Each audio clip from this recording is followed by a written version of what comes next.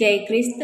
ಯೋನ 3ನೇ ಸಂಧಿ 1-10 ಪ್ರವಾದಿಯ ಪ್ರಕಟಣೆಯನ್ನು ಕೇಳಿದ ನಿನೆವೆಯವರ ಮಾನಸಾಂತರ. ಅನಂತರ ಯೆಹೋವನು ಯೋನನಿಗೆ, ನೀನೆದ್ದು ಆ ದೊಡ್ಡ ಪಟ್ಟಣವಾದ ನಿನೆವೆಗೆ ಹೋಗಿ ನಾನು ನಿನಗೆ ಪ್ರಕಟಿಸುವುದನ್ನು ಅಲ್ಲಿ ಸಾರು ಎಂದು 2ನೇ ಸಲ ಅಪ್ಪಣೆ ಮಾಡಿದನು.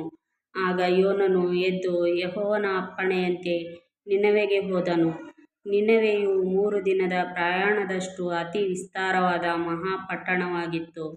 ಯೋನನು ಪಟ್ಟಣದಲ್ಲಿ ಸೇರಿ ಮೊದಲು 1 ದಿವಸದ ಪ್ರಯಾಣದಷ್ಟು ದೂರ ನಡೆದು 40 ದಿನಗಳಾದ ಮೇಲೆ ನಿನೆವೆಯು ಕೆಡವಲ್ಪಡುವುದು ಎಂದು ಸಾರತೊಡಗಿದನು.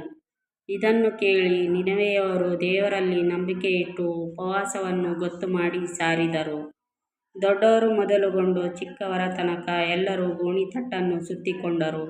ಯೋನನ ಪ್ರಕಟಣೆಯು ನಿನೆವೆಯ ಅರಸನಿಗೆ ಮುಟ್ಟಲು ಅವನು ಸಿಂಹಾಸನದಿಂದ ಎದ್ದು ತನ್ನ ನಿಲುವಂಗಿಯನ್ನು ತೆಗೆದುಬಿಟ್ಟು ಗೋಣಿತಟ್ಟನ್ನು ಸುತ್ತಿಕೊಂಡು ಬೂದಿಯಲ್ಲಿ ಕೂತನು.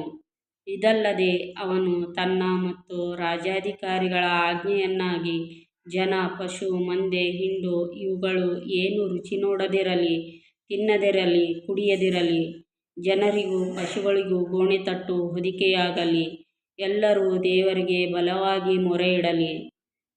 ಇದಲ್ಲದೆ ಅವನು ತನ್ನ ಮತ್ತು ರಾಜ್ಯಾಧಿಕಾರಿಗಳ ಆಜ್ಞೆಯನ್ನಾಗಿ ಜನ, ಪಶು, ಮಂದೆ, ಹಿಂಡು ಇವುಗಳು ಏನೂ ರುಚಿ ನೋಡದಿರಲಿ, ತಿನ್ನದಿರಲಿ, ಕುಡಿಯದಿರಲಿ, ಜನ, ಪಶು, ಮಂದೆ, ಹಿಂಡು ಇವುಗಳು ಏನೂ ರುಚಿ ನೋಡದಿರಲಿ, ತಿನ್ನದಿರಲಿ, ಕುಡಿಯದಿರಲಿ, ಜನರಿಗೂ ಪಶುಗಳಿಗೂ ಗೋಣಿತಟ್ಟು ಹೊದಿಕೆಯಾಗಲಿ, ಎಲ್ಲರೂ ದೇವರಿಗೆ ಬಲವಾಗಿ ಮೊರೆಯಿಡಲಿ. ಒಬ್ಬೊಬ್ಬನು ತನ್ನ ತನ್ನ ದುರ್ಮಾರ್ಗವನ್ನೂ ತಾನು ನಡೆಸುತ್ತಿದ್ದ ಹಿಂಸೆಯನ್ನೂ ತೊರೆದುಬಿಡಲಿ.